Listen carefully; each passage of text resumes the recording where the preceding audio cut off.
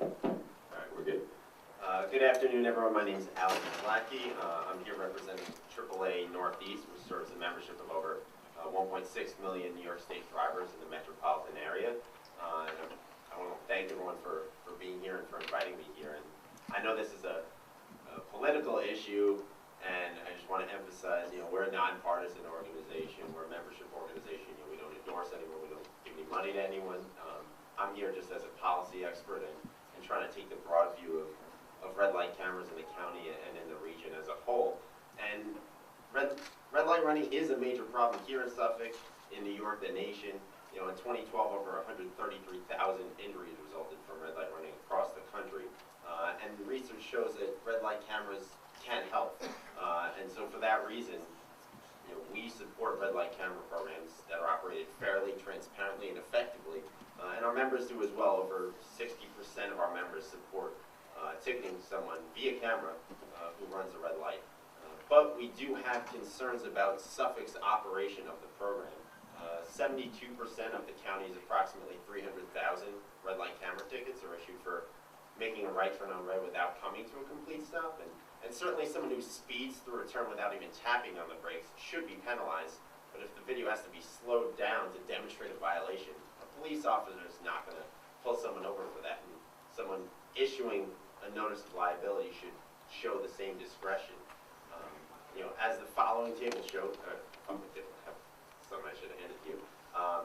The program has produced a slight reduction in injuries, about 11%, and that's something we're happy to see.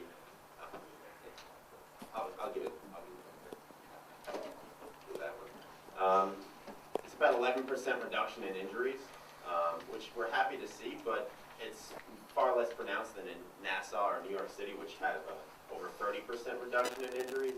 And we'd love to have more data to know how to make the program more effective. Where are the most red on red violations? How many straight through violations are a couple tenths of a second versus a second and a half or 2 seconds after?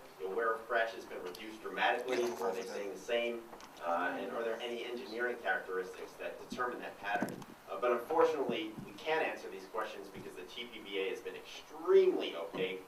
It's rejected our request to meet. It's denied our FOIL requests because it's technically part of the judiciary. It's supposed to send up an annual report to the governor, the Speaker of the Assembly, and the President of the Senate. And none of those entities have any record of their reports since 2010.